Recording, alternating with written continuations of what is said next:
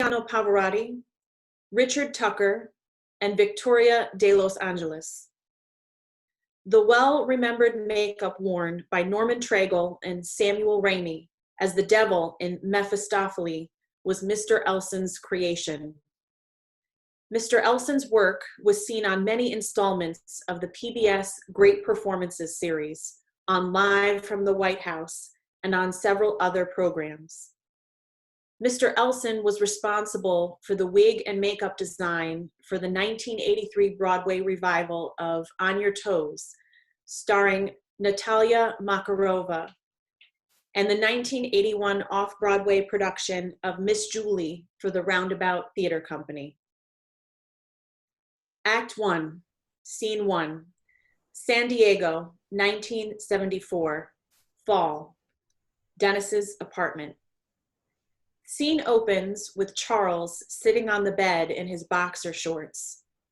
There is a small box of Fiestaware on the floor at the foot of the bed. There is also a small bag of beauty supplies on the nightstand. Charles notices a curling iron sticking out of a beauty supply bag. Charles is looking through the box of Fiestaware as Dennis enters, wearing a bathrobe. Hey. Hey, what's all this stuff? It's called Fiestaware. Fiestaware? Yeah, it's vintage plates and cups, mostly from the 1930s. I know they're kind of old-fashioned, but I love the bright colors. They're definitely bright. Yeah, they are. This is a really cool apartment. It reminds me of home. You grew up in a Victorian house? No, I grew up in a little one family in the suburbs, but the city I lived in had a lot of this type of home. Wow, you really don't look like the suburban type. You look more like a city boy. I haven't been called a boy in a long time. I grew up close to a city called Schenectady. Have you heard of it? No, I can't say that I have. It's a pretty big city. General Electric started there. It's mostly Italian. Sounds like a great place to grow up. Not for a young gay kid like me. Don't get me wrong, it was okay, but I knew I wanted more, so I moved to Manhattan when I was 16 to study opera at the Juilliard School.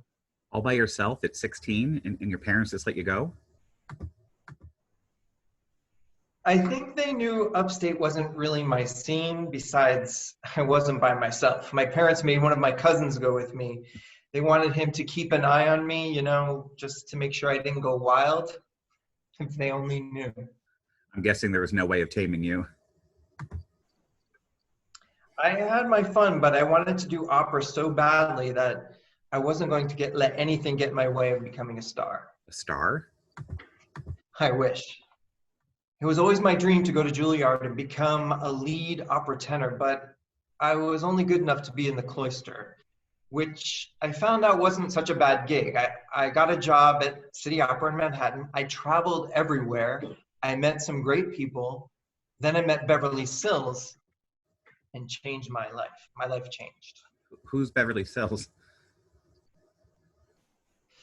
She's a famous soprano. Her voice is amazing. She mostly went by the nickname Bubbles. Bubbles? She won a beautiful baby contest when she was a child and was billed as Bubbles Silverman. Anyway, I always had a knack for doing makeup, and she liked the way I did my own, and so she asked me to do her face a couple of times. Then she tells her friends about me, and the next thing you know, I'm the go-to guy for opera makeup. That's why I'm starting my own makeup company and wig company in New York City. Well, what are you doing in California then?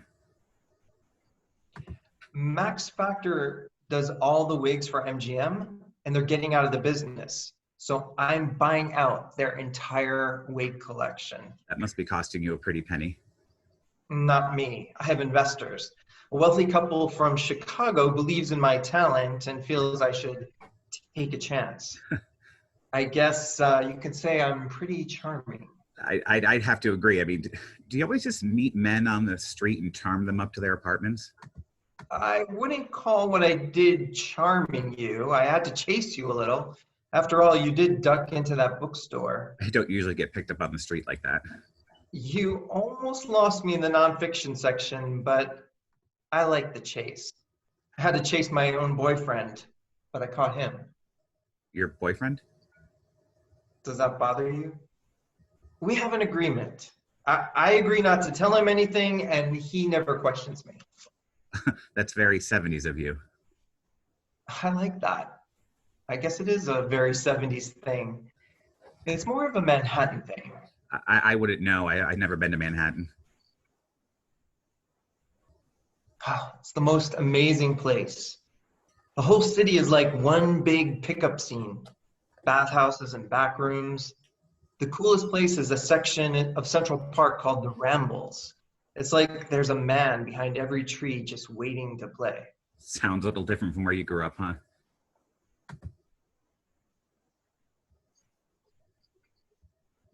So different. It's like uh, I didn't know what it was like to live until I got there.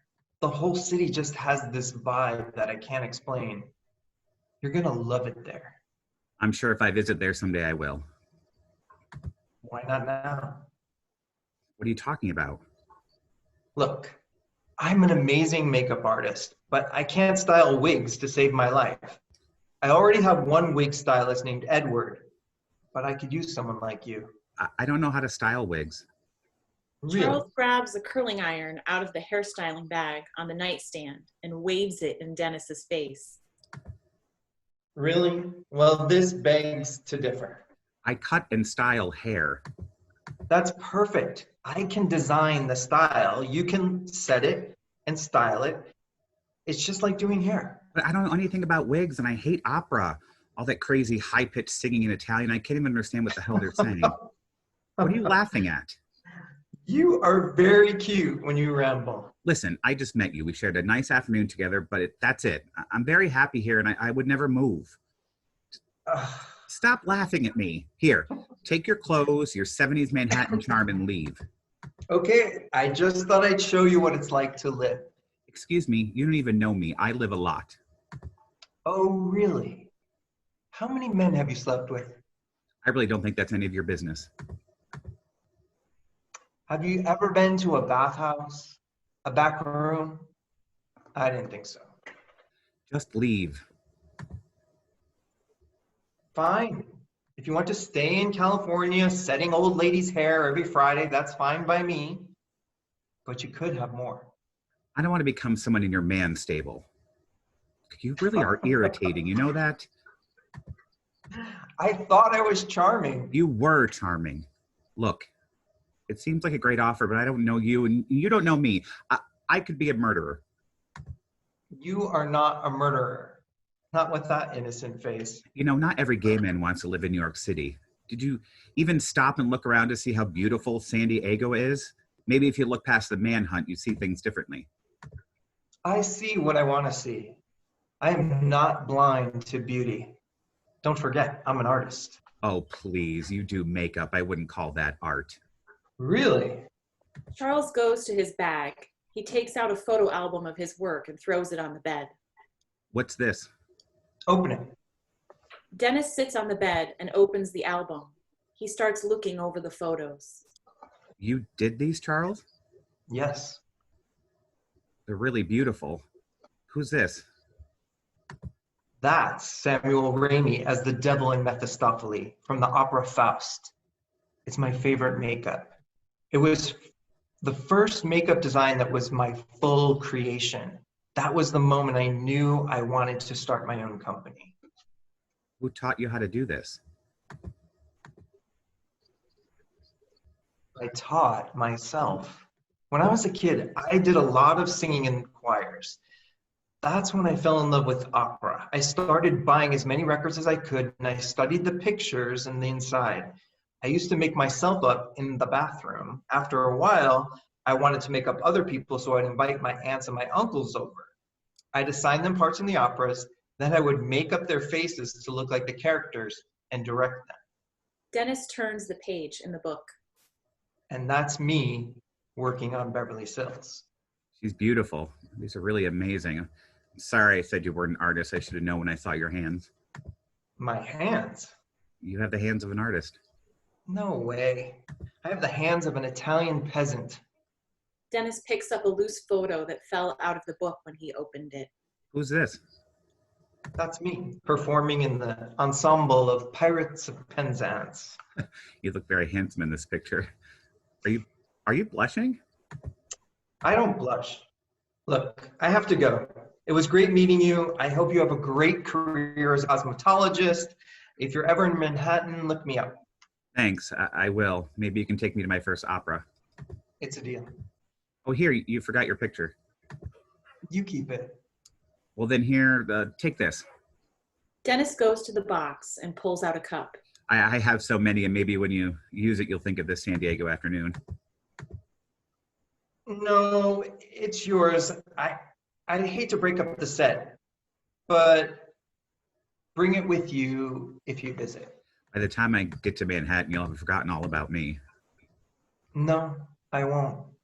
I can't forget that face. 70s charm. Maybe. How long before you would need a decision? I think you've already made up your mind. This is crazy. I can't do this. Why not? If there's one thing about me you should know is that I'm really not a spontaneous person. Not spontaneous. I've known you for 5 hours and I've already seen you naked.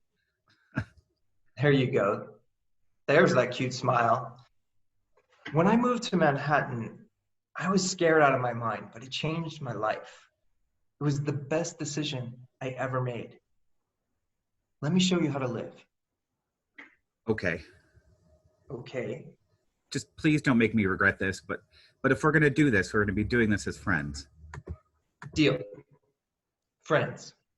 He takes the cup that Dennis has been holding.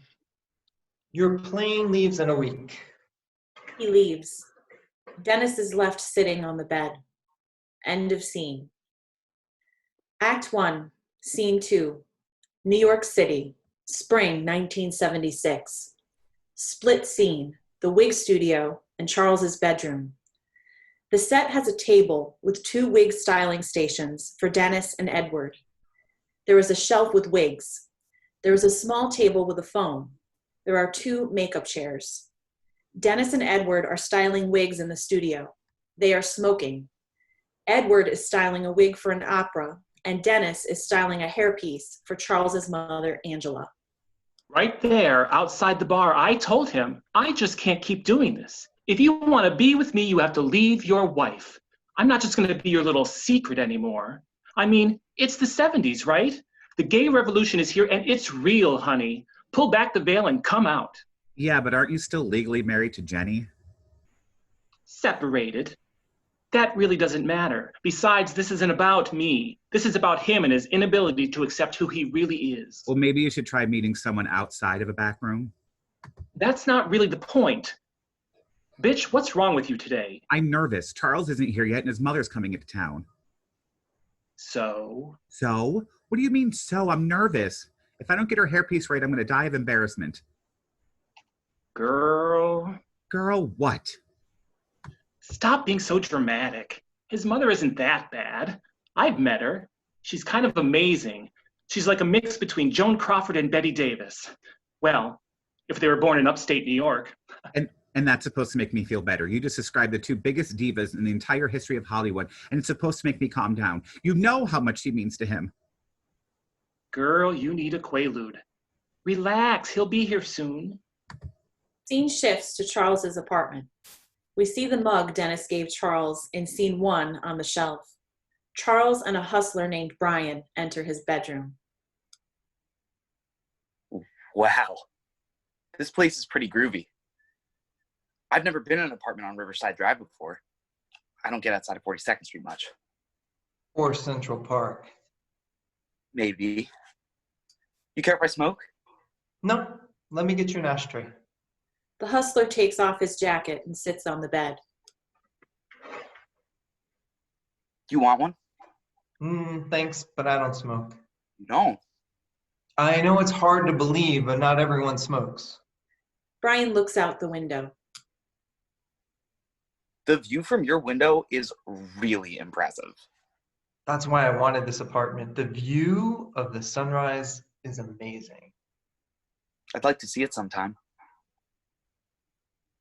Maybe. I don't know about that. That's reserved for a select few. Is that so?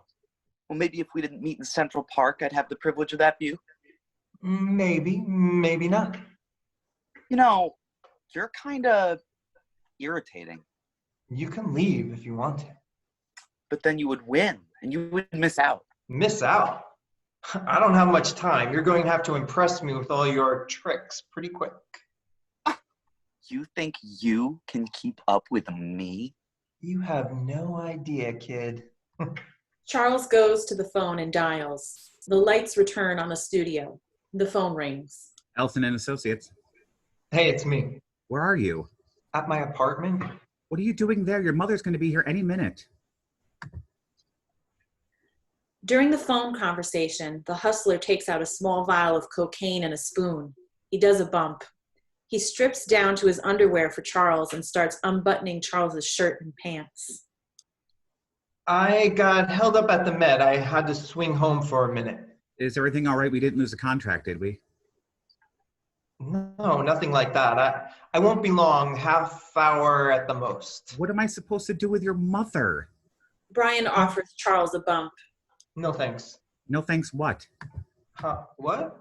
Wait a minute, are you with a guy? Maybe. You have got to be kidding me. Relax. Angela enters unseen by Dennis. Edward sees her. How am I supposed to relax? I can't believe you're doing this today. Your trick better be worth it. Angela, how are you? I'm good, Edward. How are you? Where's Roy? He's here. He decided to stay home. His mother isn't feeling very well. I'm sorry to hear that. You must be Angela. I'm Dennis. Pleasure to meet you. Where's Charles? He's running a little late.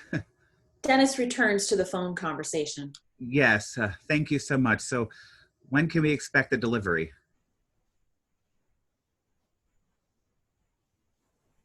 And if the wigs aren't here by then, do we get a refund, or can I come over there and ram my fist down your throat? Sorry, I must have lost my head. We look forward to your business. So, you're the Dennis I've been hearing so much about. Charles says that you're an amazing wig stylist. Thank you, but it's easy when you have Charles Designs to work from. Of course. I said stylist, not designer. Angela crosses away from Edward and Dennis to look at the new studio. Edward, how is your lovely wife? She's doing well, thank you. Closet case. Bitch. I like this studio. It's nicer than Charles's last place. It is. The other one was so small. But with all the new clients, he needed a larger space. Is there coffee here? No, but I can run out and get you a cup if you would like. I'll do it. It's no trouble. I'll do it. No, let Edward. He knows how I like my coffee. That way we can get to know each other. Of course. I'll be back. How was your train ride? I didn't take a train. Charles hired a car. I'm sorry, he didn't tell me. Roy usually drives, but Charles doesn't want me riding in a dirty Amtrak train alone. That's very nice of him. Well, I am his mother. Yes. She walks up to the wig table. Is this my hairpiece? Charles said you were setting one for me. It is. I hope you like it. It's a little big, but I guess we won't know until you put it on me, right? Right. He nervously turns to the table and starts to take the hairpiece off the wig block. Well, if you want to wait for Charles, or I can put it on you now. Now would be good. She sits. Okay, have a seat. Turns, notice she has already sat down. Okay, Can you give me an ashtray, please? sure. He hands her the one he and Edward were using. A clean one. Of course. Did Charles say how long he was going to be? He said a half hour at the most. Dennis starts to attach Angela's hairpiece and style it on her head. His meeting ran late. We've been so busy lately with the Met and all the traveling. We? Are you traveling with Charles? I meant the company, Charles' company. He's taken on so many clients that he has to send different teams out to operas all over the country. So, you don't always go where he goes then? No, I do. He takes me with me because he does the big operas and they have the most wigs. I see. Well, he keeps you pretty close then. Yes. Angela, I consider him a very close friend. He's done a lot for me. I would never have this amazing career without him. I know that. I just want to make sure his company is being protected and he's not being taken advantage of. Charles has worked very hard to build this company to what it is today, and I would hate to see him lose that. We only have Charles' best interests at heart. Well, that's good. My hairpiece is still a little too big. Sorry. Dennis starts to fix it. I bet you can't wait to see Charles' new apartment. It's beautiful. Any apartment's better than that last one. I can't imagine how he and his roommate lived in such a small studio apartment. It was tiny. The couch was so uncomfortable. Excuse me? When Charles moved me here from California, I moved into John and Charles' apartment. How exactly did that work? What do you mean? Charles told me that they took turns sleeping on the couch. He did? Yes, he did. Well, we all kind of took turns on the bed, the couch, and the floor. It saved a lot of money. I bet it did. It wasn't for long. After a couple months, I found my own place. How's John? Charles doesn't talk about him much anymore. He's good. He met someone and they're very happy. Really? What's her name? He didn't say. Interesting. Well, anyway, Charles' new place is beautiful. Riverside Drive is such a great neighborhood. He told me. Maybe someday you'll be able to move into a neighborhood like that. I already have. The apartment next to his was open, so I said, why not? And I moved in. Edward walks in with a coffee and a shopping bag, Sorry it took so long. taking a scarf out of the bag. I saw this amazing scarf in a store window and I had to have it. Oh, it's beautiful. Your wife is going to love it. She takes the coffee cup. My coffee's cold. Be a dear and get me another one. Okay. I'll be right back. Did I say something wrong? Next door? That was Charles' idea. Can I ask you a question? Do you think I'm stupid? Do you? I'm sorry, I don't know what you're talking about. Just friends, huh? Dennis, I think it's very obvious that there's more to your friendship than you're letting on. Charles is just my friend. You really think I believe that? Charles calls me one day and all he can talk about is this new guy named Dennis, and all of a sudden, John is gone. I had nothing to do with that. I didn't even think you knew about Charles and John. I'm his mother. How would I not know? Because every time Charles is on the phone with his father, he tells him he's too busy to have a girlfriend. I just assumed you both didn't know. You shouldn't assume such things. Charles never told me. I just knew. How did you know? When he comes home to visit, he and his cousin Joanne go out bar hopping. Then the next morning, there's a new friend at the table for breakfast. Well, my husband might turn a blind eye, but I'm not some hick from upstate New York.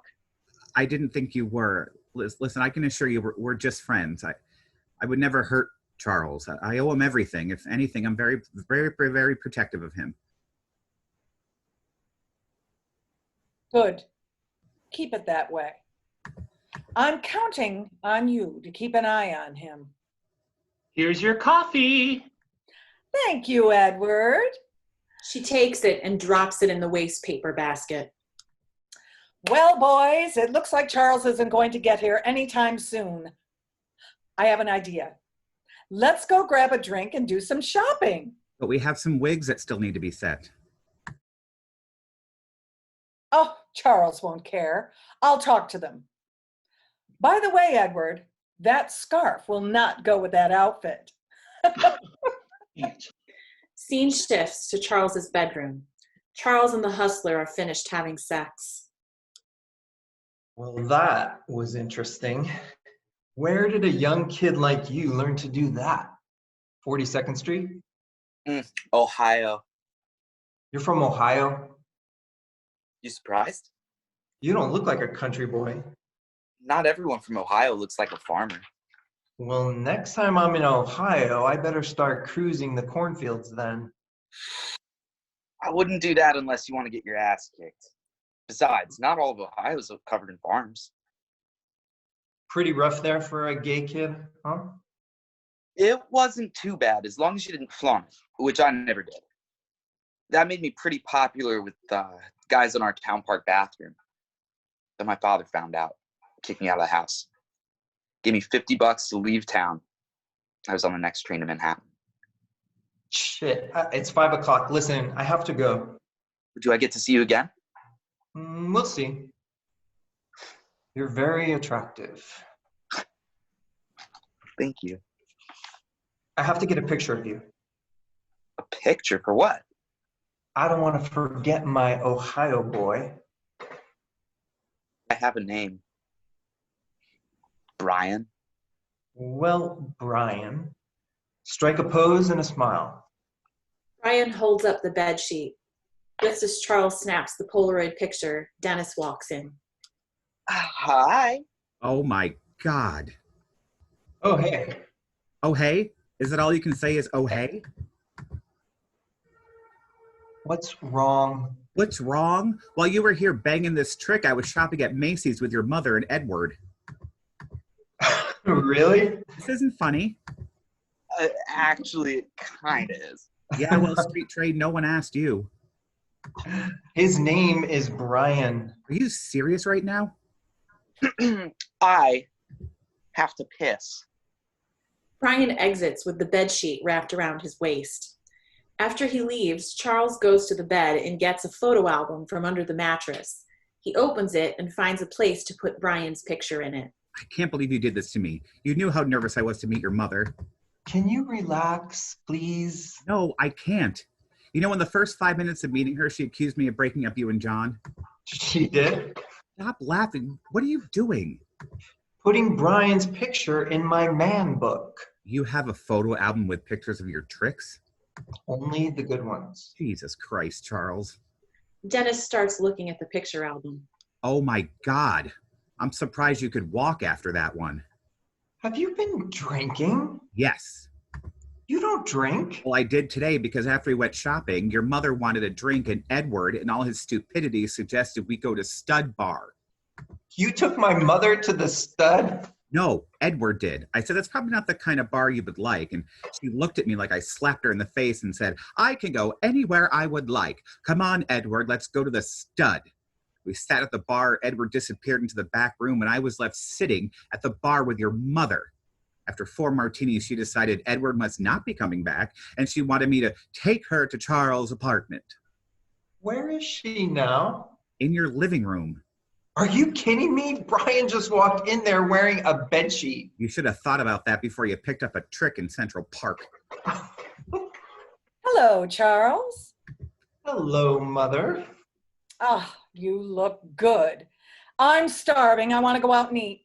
Okay, I just have to say goodbye to my friend.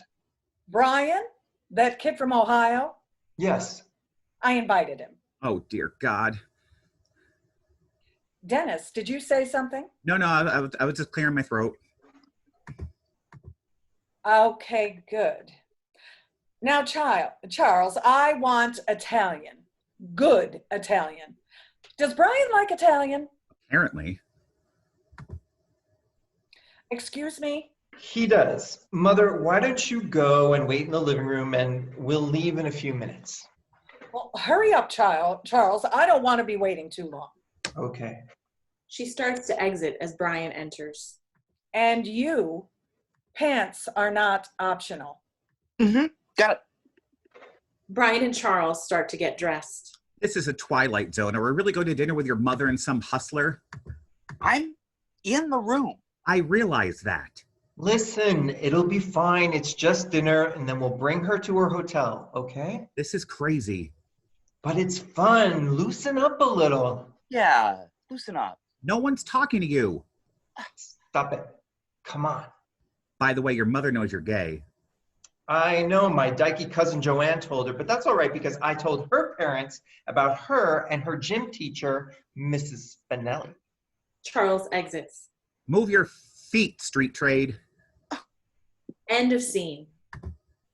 Act 1, Scene 3, New Orleans, Fall 1978. Backstage, the New Orleans Opera. Final dress from Massenet's thighs. Charles is finishing up makeup on male baritone named Richard. Dennis and Edward are working on wigs. Charles is getting a story about one of his past flings. He is smoking. It was really great. There had to be 6 guys going at it. 6 guys? Were you at the Continental Baths? No, we were in Sydney, Australia, doing an opera, and I snuck away for a bit. One of the stagehands told me about this bathhouse. It was huge. I swear, there were about 100 guys there. There were any type of guy you wanted. Young, old. He left us with the hillbilly. The Elsonettes had to entertain a little street trade while Charles was finalizing the contracts with the Sydney Opera.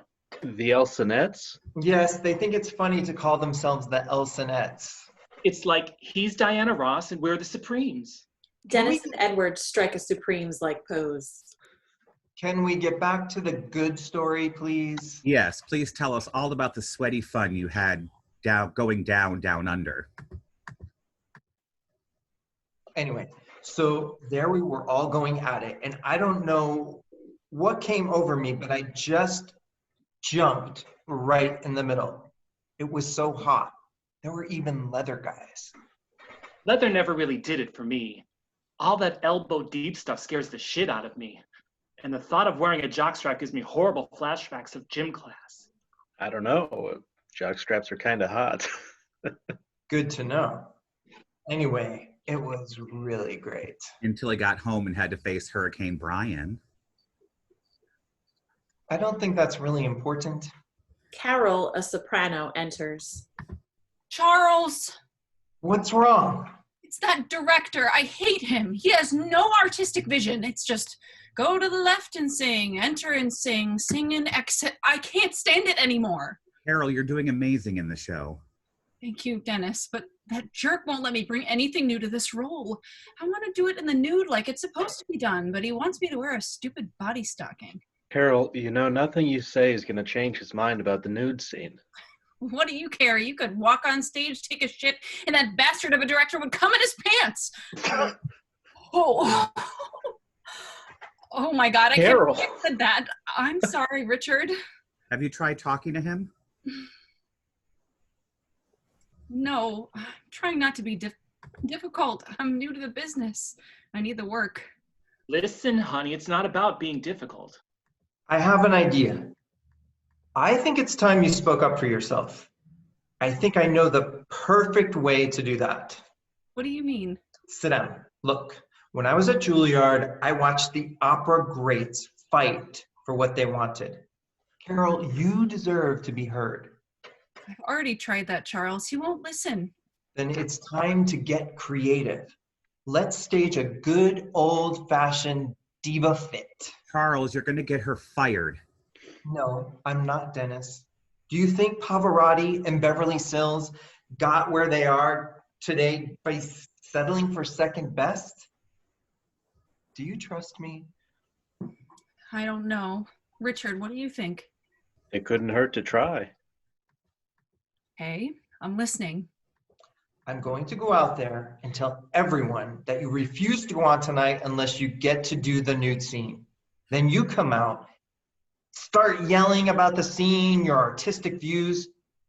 Trust me, it'll work. I don't know if I can do that, Charles. No one would believe it. That's the whole point. Come on, Richard can help. You can do this, Carol. Just play the part. Okay. Let's go. Richard, Carol, and Charles exit. That's a little crazy.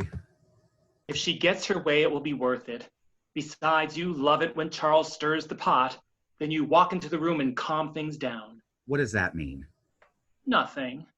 I'm just saying that maybe you like drama as much as Charles likes to bang street trade. Bitch, don't get crazy. I don't like it that much. Does Charles seem a little out of control lately? I don't know. We've been on the road so much. I think we all been acting a little crazy. But Charles is smoking now. We have no room to talk. We both smoke. You can't judge him for that. Brian enters unseen by Dennis and Edward. He's so different since the hillbilly has been around. The hillbilly has a name. Well, Dennis, I'm going to the bathroom. All of a sudden, I have the urge to take a shit. Wow. He really does not like me, does he? It doesn't matter. Charles likes you. Do you like me? Like I said, Charles likes you. I don't understand you and Edward. I've never done anything to you and you treat me like shit. Listen, Charles is my best friend and we look out for each other. I have my guard up when it comes to his men, and you're the first trick that actually has stuck around. Would you stop calling me a trick? I'm so sick of that. Trick, street trade, hooker, hustler. It's so funny how you forgot it was Charles who picked me up. Yeah, in Central Park. Jesus Christ! Have you ever been to the Rambles? No, I haven't. Well, maybe you should go down there sometime and see for yourself just what it's like. It's not really my scene. Well, for your information, I didn't plan on going home with anyone that day. I was just passing through. I saw Charles with another guy and we locked eyes. He pushed the other guy away. I walked away and he just followed me. It just sort of happened. Why are you telling me this? Because I want you to treat me like a human being and not just a fucking piece of trash. Charles and Richard run in. What are you doing? I guess you all didn't know who you were dealing with. I am not as sweet as I look, and if you think for 1 minute I'm not doing that scene in the nude, you must be crazy! My God, Carol, you were amazing. Dennis, you missed it. Carol was fabulous. It was the most amazing thing I've ever seen. Congratulations, I guess. Now we just got to get this story out to the press. You would eat up a story like this. I know what we can do. That strip club down the street. The pink purse or the sticky nipple? The pink purse. They've gotten picketed at least 3 times since we've been in town. I'll send Edward down there to tell them you're going on stage new tonight and see if we can get the strippers to picket opening night. Do you think they would do that? Who knows, but it can't hurt to try. I can't believe this. This is so crazy. Carol, let's go into the balcony and see if the director is still freaking out. Brian, give me a bump. A bump? Coke?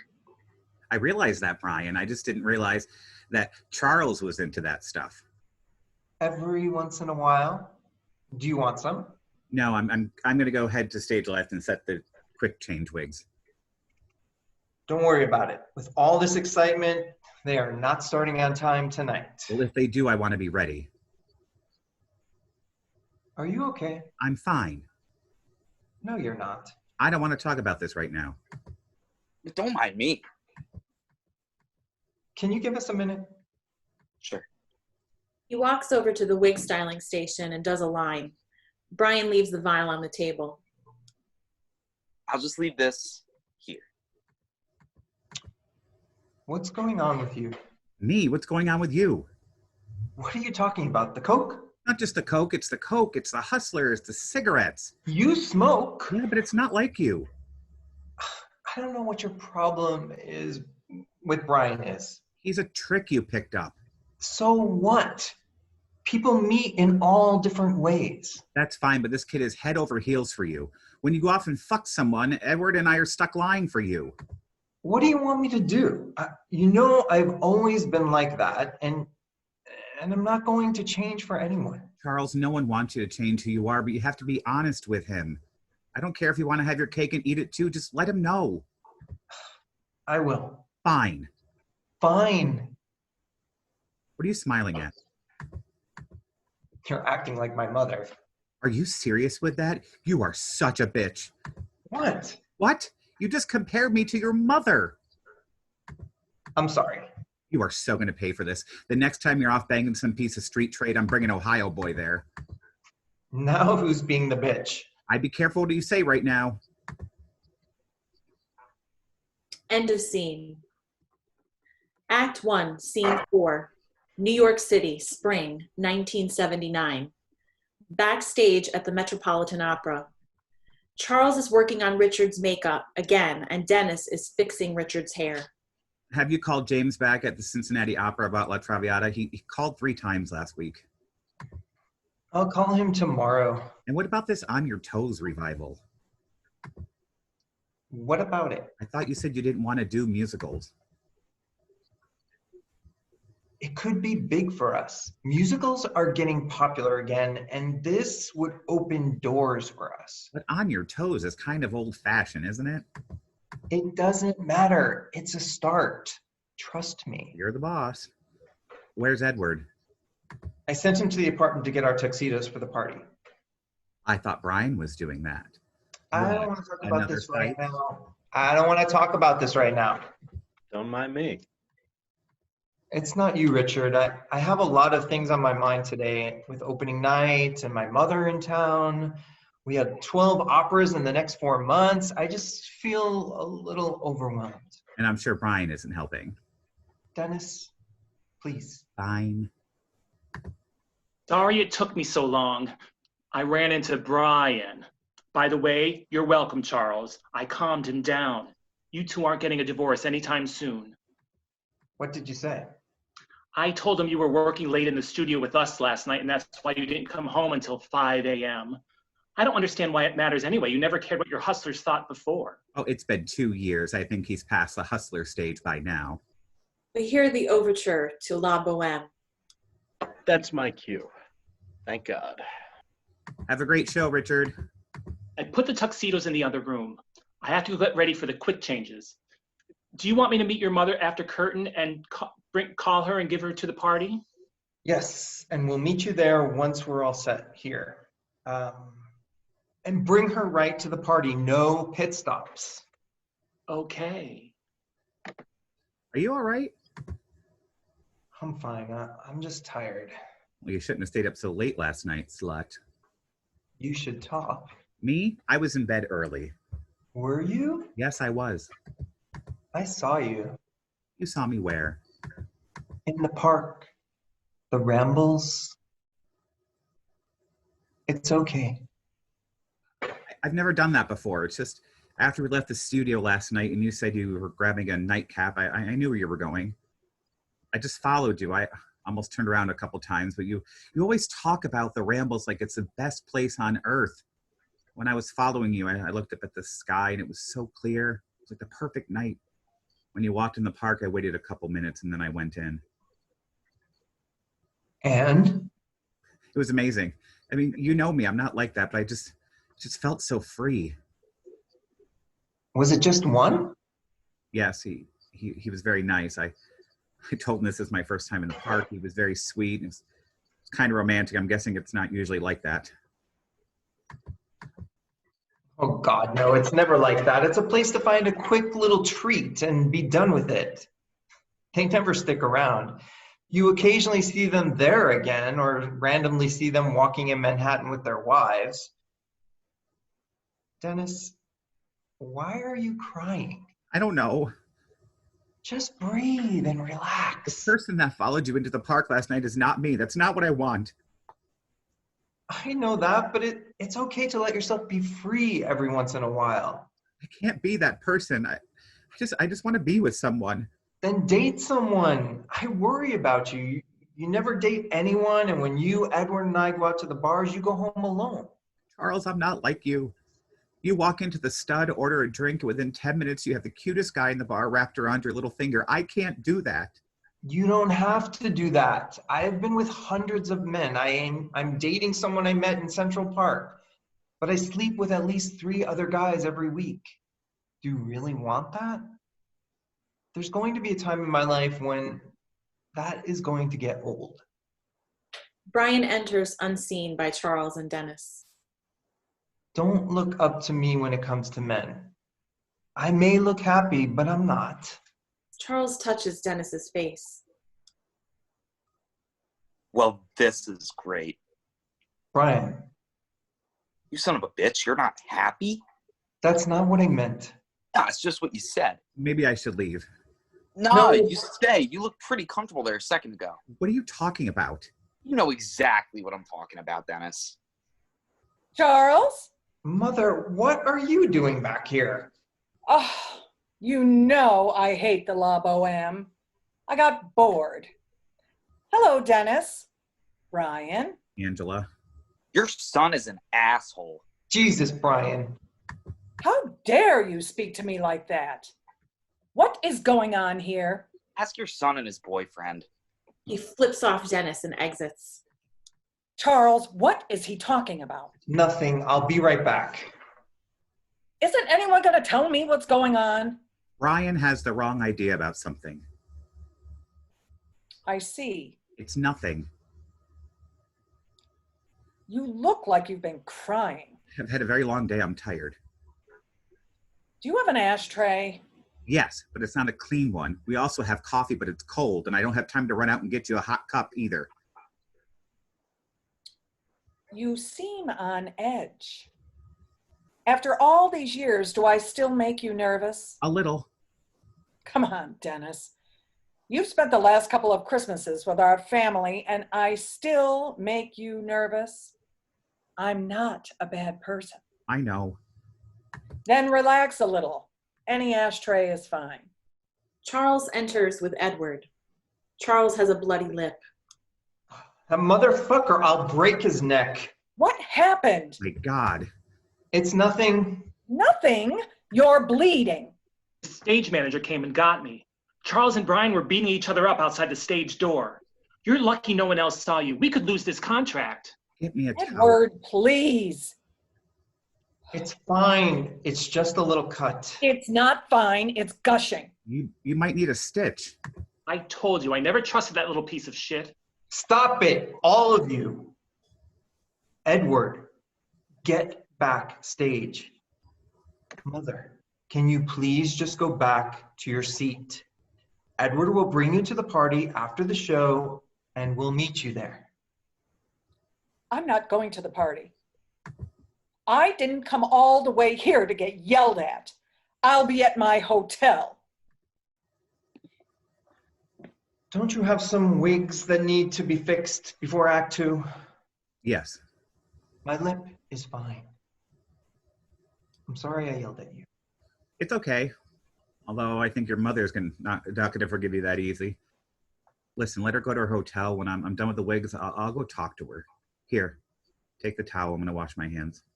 He starts to leave. You still think my love life is fun? I never thought it was. Dennis leaves. Charles is left sitting. He takes out a vial and does some coke as the lights go down. End of Act 1. Act 2, Scene 1, New York City, July 3rd, 1981, the wig studio. Dennis and Edward are doing their usual routine of styling wigs. Apparently down to his knee. But I told Charles, I said, I don't care how hung he is, he's not worth it. You really think he'll listen to either one of us about men? No, but at least he'll hear me. Besides, he hasn't really been dating anyone since Brian. When has Charles ever really dated anyone? He should just install a turnstile. Maybe someday he'll settle down. Speaking of settling down, Yes. David kind of fizzled out. He was a great guy, just not for me. Charles enters. He has coffee and a newspaper. Hey girls, how goes it? Well, thanks to us, the wigs are almost set for La Traviata, and we are just about to start the wigs for On Your Toes. Did the director send over the notes? Yeah, he wants a lot of changes, but it should be fine. Okay. Where were you? Did you get lost in the park? No, I had a meeting. With whom? An old friend. An old friend. Yes. Anyone we know? Maybe. Interesting. Edward, are you buying the line of bullshit coming out of his mouth? Not at all. All right, I had breakfast with Brian. Are you kidding me? After everything he put you through, you had breakfast with him? You almost lost your contract with the Met over that fist fight. He's changed. He doesn't drink anymore, and he's going to school now. Well, isn't that nice? I think the year apart helped us. Us? Edward, are you hearing this? Yes, and I have no comment. I didn't like him then, and I don't think any amount of time can change that. Well, you better start soon because he's stopping by in a couple of minutes. Why? I wanted you to see how he's changed. Are you even going to say anything, or are we just going to let him show up and say, oh, hey? Why can't you two trust me? He's changed for the better. I don't know, Charles. This is coming out of nowhere. Are you getting back with him? I think so. And nothing we say will stop you. Probably not. So we'll just have to accept it then. It looks that way. Fine. Fine? Dennis, you can't be serious. Edward, we're not the ones who are dating him, and if he's really different, then it'll be okay. But don't think for 1 minute that we're going to cover for you anymore. If you want to go play in the Rambles or a bathhouse and Brian asks us where you are on your own. Thank you, Dennis. This is nuts. If you'll excuse me, I'll be over here with my coffee and my newspaper while you two are off in La La Land. Ignore her. She's just jealous because she hasn't gotten laid in 3 months. I'm still in the room, bitch. Just keep your nose in your newspaper. When's he going to be here? Soon. I told him I would come and talk to you first. Clearly you don't need my approval. I know. I swear he's changed. Yeah, I heard you the first 20 times. Hey, you need to listen to this. What, did Archie and Veronica break up? Can you be serious for a minute and listen? I doubt it. Rare cancer seen in 41 homosexuals. Doctors in New York and California have diagnosed among homosexual men 41 cases of a rare and often rapidly fatal form of cancer. 8 of the victims died less than 24 months after the diagnosis was made. The cause of the outbreak is unknown, and there is as yet no evidence of contagion. But the doctors who have made the diagnosis, mostly in New York City and San Francisco Bay Area, are alerting other physicians who treat large numbers of homosexual men to the problem in an effort to help identify more cases. Jesus. The sudden appearance of the cancer, called Kaposi sarcoma, usually appears first in spots on the legs, and the disease took a slow course of up to 10 years. But these recent cases have shown that it appears in 1 or more violet-covered spots anywhere on the body. The spots can often be mistaken for bruises, sometimes appear as lumps, and can turn brown after a period of time. The cancer often causes swollen lymph glands and then kills by spreading throughout the body. Doctors at 9 medical centers in New York and 7 hospitals in California have been diagnosing the condition among younger men, all of whom said in the course of interviews that they were homosexual. 9 of the 41 cases in California and several of those victims reported that they had been in New York and in the period preceding the diagnosis. Reporting doctors said that most cases had involved homosexual men who have had multiple and frequent sexual encounters with different partners, as many as 10 sexual encounters each night up to 4 times a week. There's no apparent danger to non-homosexuals from contagion. No cases have been reported to date outside the homosexual community or in women. Great. Another reason to blame us. Dr. Friedman-Kind said he had tested 9 of the victims and found severe defects in their immunological systems. The patients had serious malfunctions of 2 types of cells called T and B cell lymphocytes, which have had important roles in fighting infections and cancer. Thanks for ruining the day, Edward. This doesn't scare you at all? Come on. This is ridiculous. It's a bunch of people trying to scare the gays. Charles, I think this is a little bit more serious than that. This is the New York Times, not some Christian newspaper. What page was it on? Page 21. You really think you should worry about an article they put on page 21? They buried it on page 21 because the word homosexual is in the title, and you know that. If the title said something about killing old ladies and children, it would be on the front cover.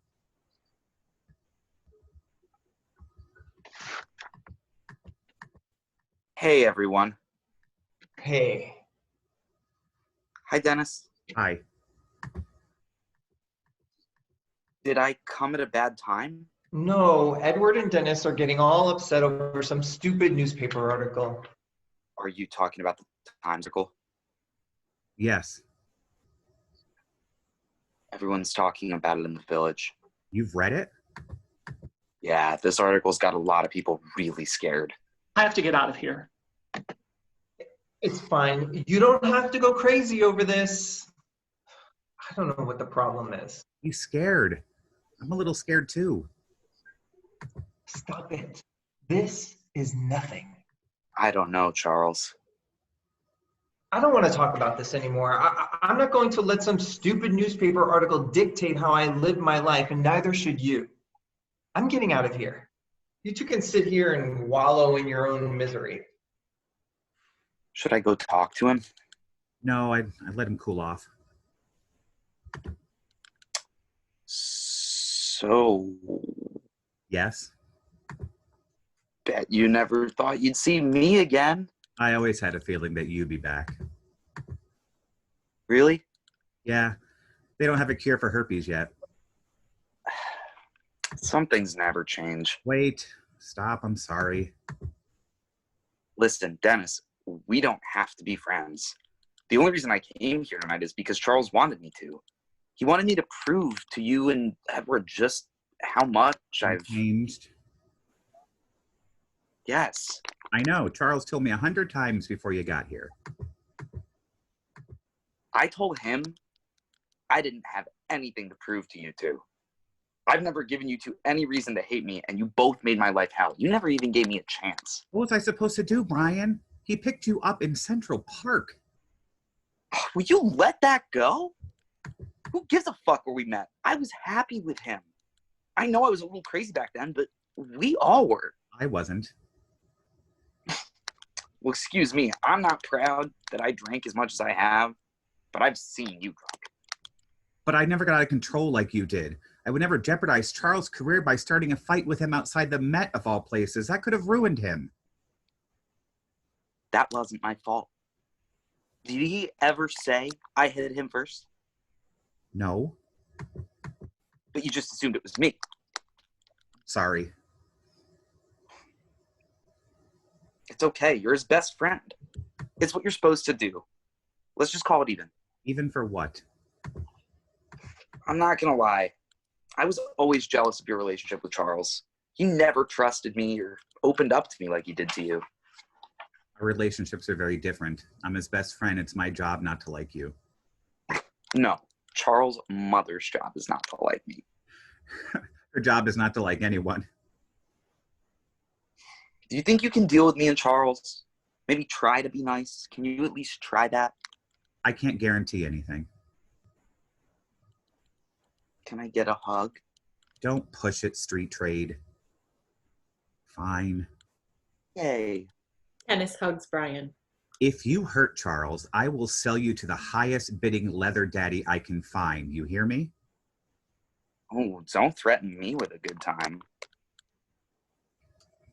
Edward enters with a bottle of alcohol and sees them hugging.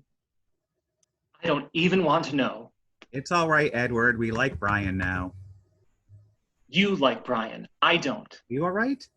No, I'm not. I'm scared. It's okay. It's gonna be okay. The doctors will figure this out. Is this hooker really trying to talk to me right now? Edward, calm down. It's fine. I'm gonna go find Charles. Try Central Park. You know your way around there. He starts chugging the alcohol. Stop it. I can't believe you're doing this. You're getting yourself all worked up. That article describes me, Dennis. Frequent sexual encounters with different partners, as many as 10 sexual encounters each night up to 4 times a week. That's me. I'm a slut. That's not you. That's not even Charles, and he's a slut. That isn't funny. Okay, maybe it's a little funny. End of scene. Act 2, Scene 2, New York City, fall 1984. Split scene, the wig studio and Charles's apartment. Charles enters in his bathrobe with a towel. Dennis is in the studio with Edward working on wigs. Dennis is styling a wig for Angela. The studio is in half light.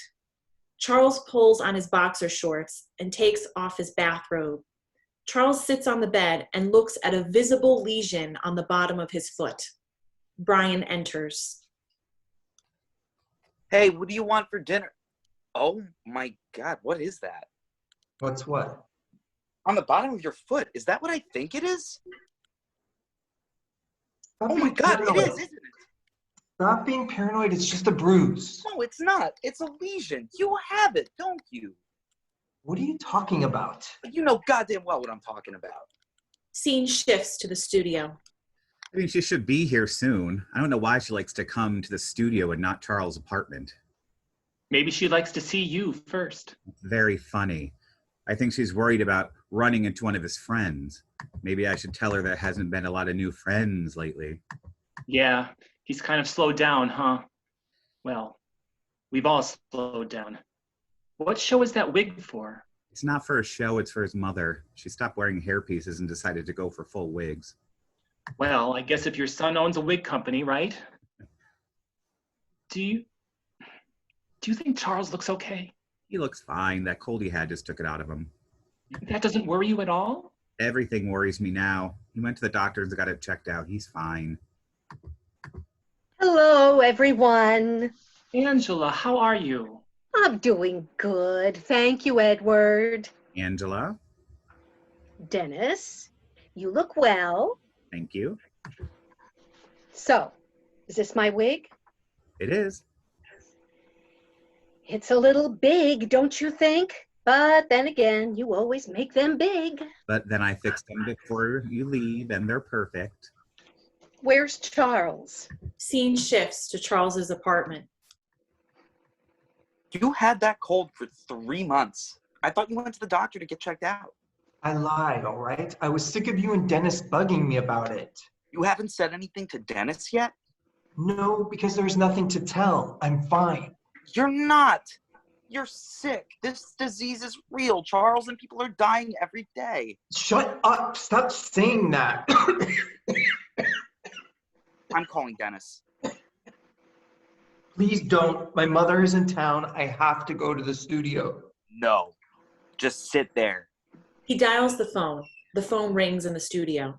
Elson and Associates. Dennis, this is Brian. Is that Charles?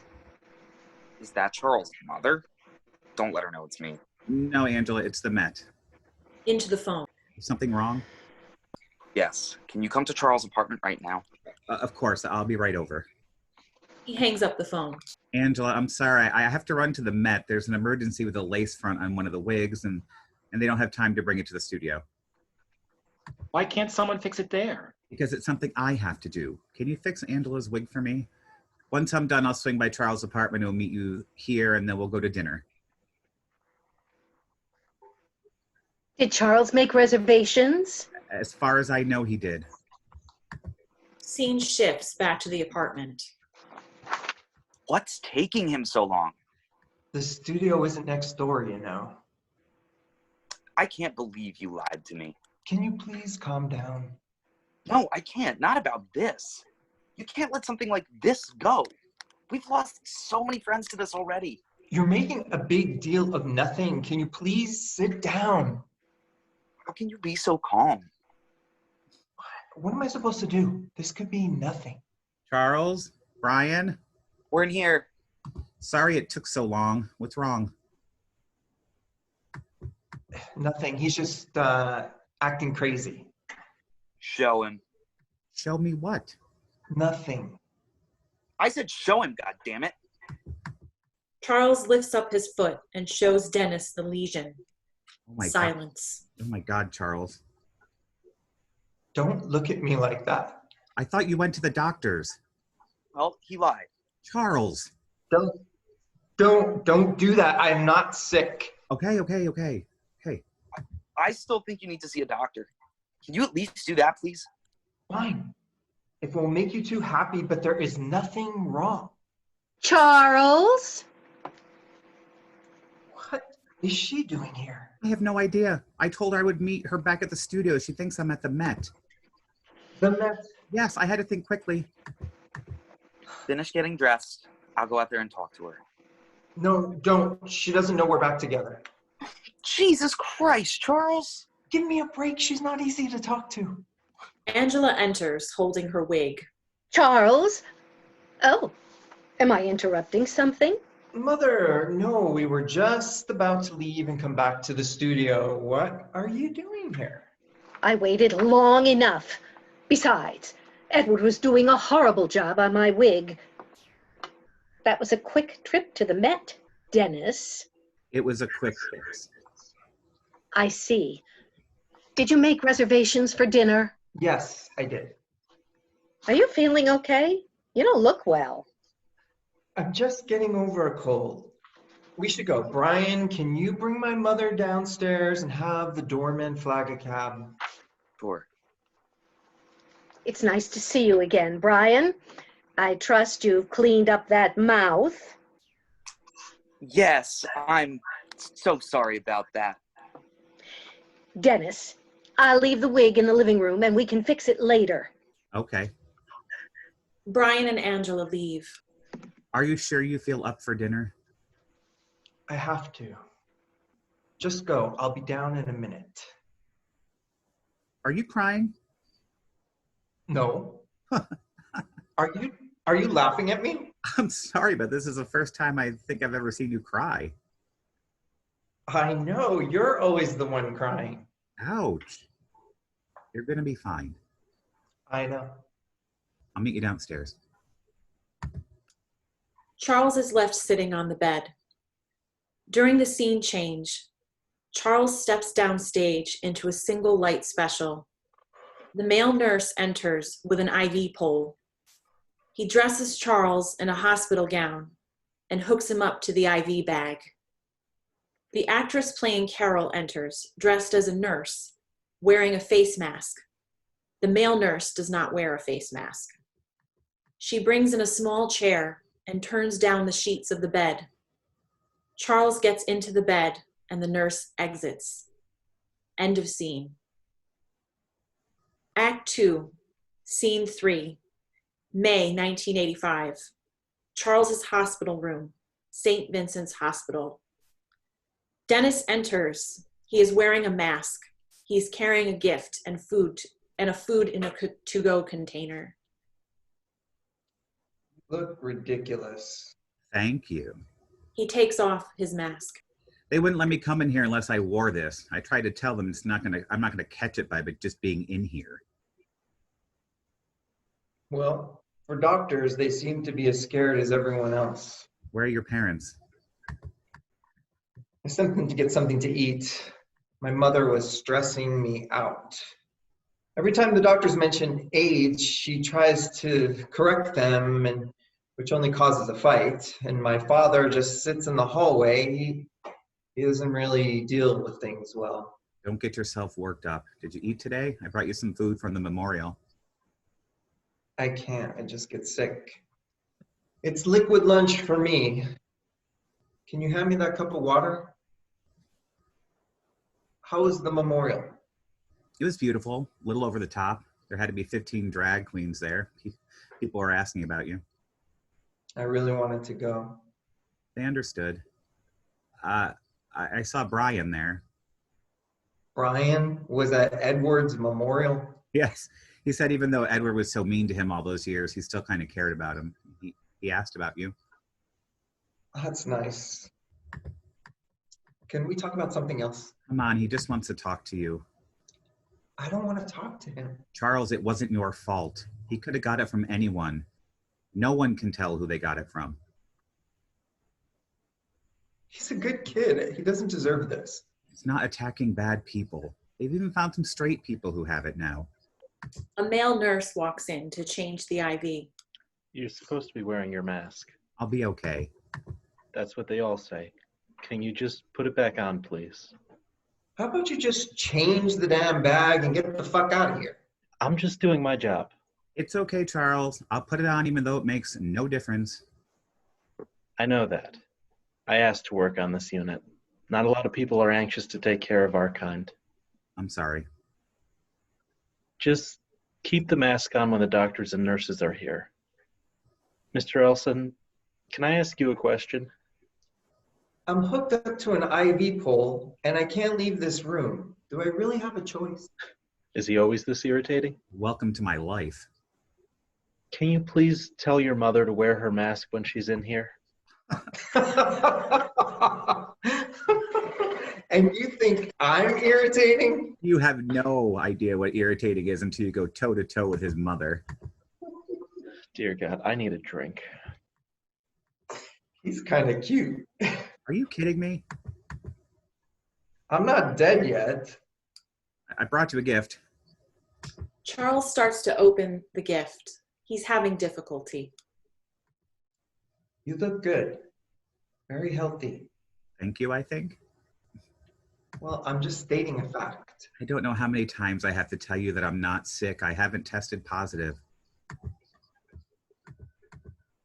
I know it just scares me. Scares you? You're the only person I know that is never scared. They don't know how long I've had it. I could have had it for years, and I just worry that I might have got you sick. Charles, we never slept together. You do remember that, right? I think I do. It's just these drugs have me, they make my brain all mixed up and make me all shaky. Can't even open this gift. I'll do it. It was a bubble bath. A bubble bath? That's what we did. I saw you walking on the street in San Diego. I just walked out of a thrift store. I was carrying a box of Fiesta ware. Yes, I remember those awful colored cups. Anyway, I saw you and we locked eyes. I got scared and ran into a bookstore. You followed me, turned on your charm. Next thing you know, we're at my apartment in the bathtub. That's right. I really hate these drugs. They make my head so foggy. They're gonna help you. He pulls pajamas and a bathrobe out of the gift box. Look at this. They're beautiful. It's silk. I know how you love to be comfortable. The robe is designer. I figured if you're going to be sitting at St. Vincent's for a couple of weeks, you should look good. I love them. I'll change into them later. How are things at the studio? They're going good. I've hired a couple new people just to help while you're out. I found someone to take Edward's spot. He's okay. It's not as funny, but he might grow on me. I mean us. And I have to call Carol. She has a concert at Carnegie Hall and she wants you to do her makeup.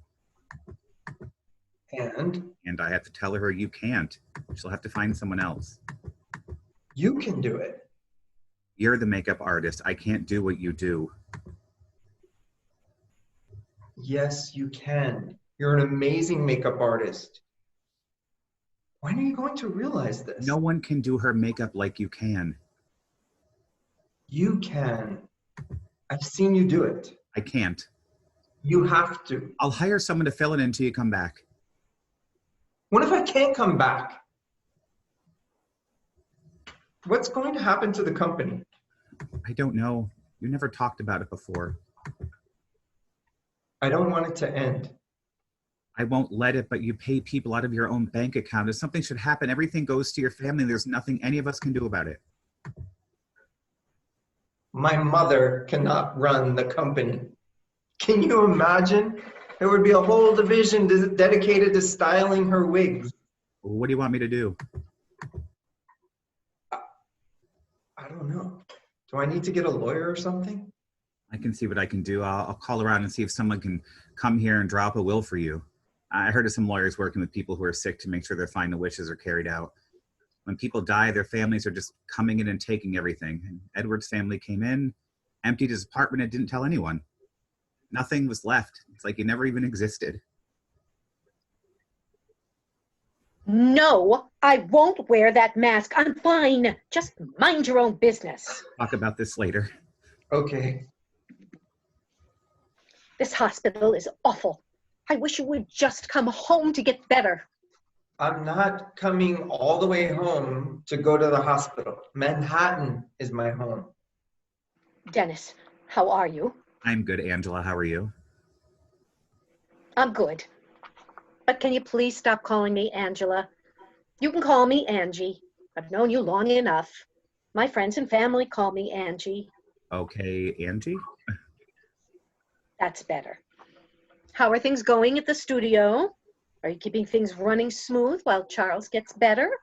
Yes, things are great. We've hired some extra people now that we've lost Edward. Yes, that was very sad.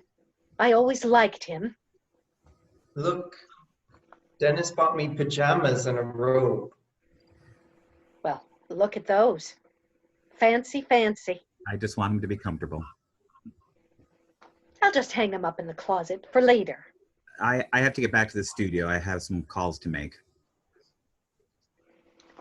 Don't get too comfortable playing boss. He'll be up and around soon enough. Mother, stop it. Dennis, call me later and we can discuss what we talked about. Okay, go get some rest. Goodbye, Angela. I mean, Angie. If you need anything, please call. Thank you. I will. End of scene. Act 2, Scene 4. New York City, May 28th, 1985. Split scene. The wig studio and Charles's hospital room. Charles is in bed, in a coma. Angela is in the room with him. Dennis is at the studio prepping to do Carol's makeup. Dennis. Carol, how are you? You look amazing. Thank you. I'm well. How are you? I'm doing well. Should we get started? Scene shifts to the hospital. The male nurse enters and goes to Charles's IV bag. He injects morphine into an IV port. What are you doing to him? It's just a little something to keep him comfortable. He's in a coma. I thought he couldn't feel any pain. He can't, but the doctor just wants to make sure. How come you're not wearing a mask? What do you mean? You argue with me about wearing a mask every day, but here you are, not wearing one. Because unlike the rest of the doctors and nurses, I'm not afraid that I'll catch anything by being in here. Neither am I. And a lot of my friends are sick. So, you've seen a lot of this then? Yes. Do people come back from this? Not that I've seen. I can't imagine it will be long now. Scene shifts back to the studio. I know, it was so crazy, but as soon as Charles suggested that I throw that fit, I don't know, something just came over me. I can't believe he talked you into doing that. Oh, I was young and caught up in the excitement of the moment. I remember when I walked on stage that night, naked as the day I was born, I wanted to throw up. But that was the night that made me who I am today. A couple days later, I got a telegram from Beverly Sills. She opens her purse and takes out the telegram. Keep it in my purse. She hands it to Dennis. Whenever I feel like throwing in the towel, I read it. My darling Carol, Charles tells me you've arrived. Welcome to the club. Love, Bubbles. Oh, God, leave it to Charles. Everything he touches turns to gold. If anyone would know that, it would be you. Yeah, well, it wasn't gold in the beginning. When Charles promised me this glamorous life in New York City, it consisted of a one-bedroom studio with his ex-boyfriend and an internship with the Cincinnati Opera. Then overnight, Charles' career took off and he took me along for a crazy ride. Sometimes I feel like I'm living the life of a king. Don't you mean queen? That's a good one. Oh, I haven't laughed like this in a long time. Oh, me neither. It's so quiet in here. Well, now that Edward is gone. I heard. That was so sad. I'm sorry. It's okay. I miss him a lot. He always made me laugh. Where's Charles? I'm surprised he wasn't here to do my makeup. I have been kind of running things for the past 6 months. What's wrong? He's sick. It's not AIDS, is it? Dennis, I'm sorry. I didn't know. He's at St. Vincent's. He's been in a coma for the past couple of days. You could have called and canceled. Couldn't. He wanted me to do this. But we just didn't expect it to go this fast. I hate this whole disease. Are you sick? No, I'm fine so far. Here, take a look. Make sure it's okay. Beautiful. Just like Charles. He taught you well. Break a leg tonight, Carol. I'm sure you'll be amazing. Thank you so much, Dennis. Send my love to Charles' mother. I will. She exits. The phone rings. Elston Associates. Angie, yes. Are you okay? Yes. When? I'm sorry. No, I'm fine. Do you want me to come to the hospital? No, I guess that doesn't matter now. The apartment? Yeah, that's fine. I'll talk to you tomorrow. Dennis hangs up the phone. He goes to the makeup table, starts cleaning up the makeup, and crumbles. End of scene. Act 2, Scene 5, the next morning, Charles's bedroom. Dennis looks around the room. There's an empty box on the floor. Dennis notices the coffee cup he gave to Charles in Scene 1. He picks up the cup, then sits on the edge of the bed. He sits for a moment and then takes the photo album out from under the mattress. He sits and looks at the man book. Angela enters with a box. What is that? Nothing. It's just my photo album. Are you sure it's not Charles' album? No, it's mine. I just spoke with the landlord. He said you were planning on moving into Charles' apartment. You live next door. What's wrong with your place? I like the views from these windows better. It's the best view in the building. It overlooks the Trinity Church Cemetery and the river. When the sun comes up, it's beautiful. Have you ever seen it? Have I ever seen what? The sunrise from these windows. No. I don't think I would enjoy a view of a cemetery. I've seen enough death to last me a lifetime. Besides, I've never really spent much time in here. I suppose you have. I was his best friend. Well, I'm sure you're not the only friend who's seen that view. Here, this box won't fit in the truck. It's some of Charles' clothes. Roy doesn't really want them, and they won't fit you. Maybe some of Charles' other friends might want them. Angela starts to remove stuff from the shelves in Charles's room and packs them in a box. What are you going to do with all the other things? I'm going to give them to his family. The antiques I'll sell. I know Charles, and he would want to make sure I'm taken care of. Is there anything in your apartment I should know about? Excuse me? Is there anything in your apartment I should know about? Wigs, perhaps? Everything is at the studio. There's some wigs out in Opera right now, but other than that, they're all there. I would never steal anything from Charles. I had a dream last night. In the dream, Charles came to me and said that there were wigs in your apartment. I would never do that. He pulls out Charles's bathrobe out of the box of clothes. Dennis starts to cry. I'll take that as well. I bought that for him.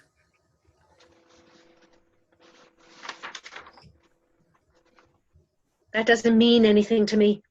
The company has Charles' name on it. I know. What happened to the pajamas that go with the robe? The black silk ones? I returned them. He never wore them. Besides, they won't fit you. I wasn't going to wear them. I thought you might want to bury him in them. He liked to be comfortable. My son is not going to be buried in pajamas. I mailed his tuxedo home to be cleaned. It doesn't fit him. I really don't think that matters anymore. Do you need me to do anything? He never mentioned what he wanted if he ever died, but I could help you plan if you want. I've already called the funeral home. We have a family plot back home. I haven't picked out a casket yet. If you want to do that, you can. The service is next week, and I have a lot of things to sort out. Okay, I can come into town a couple days early. The funeral home won't let me have an open casket. They won't even let me see him. How am I supposed to know he's in that casket? He had AIDS. They won't let anyone's family have an open casket. It's too dangerous. My son did not have AIDS. He died of spinal meningitis. I know, but it was caused by AIDS. It was not caused by AIDS. Charles told me he got it from feeding pigeons in Central Park. He may have got it in Central Park, but it wasn't from feeding pigeons. My son was a good man. He did not have that disgusting disease. It's not a disgusting disease. It's not a shameful way to die. People are sick all over the city. It doesn't make them bad people. My son is not like those other people. I suppose you're sick too? I don't know. Maybe we're all sick. The city is turning into a war zone. Maybe if Charles just stayed away from this God-forsaken place, this wouldn't have happened. It's not just happening here. It's everywhere. Fine, but it doesn't matter to me. My only son is gone. I don't care what happens anymore. Do you have Charles' keys to the studio? I couldn't find them. I need to go and get the books. Charles didn't have books. He paid people out of his own bank account. I know that. I'm talking about the books with the contracts for the opera companies. If I'm going to be running things, I need to know who the contacts are. What do you mean running things? Charles had a will drawn up. No, he didn't.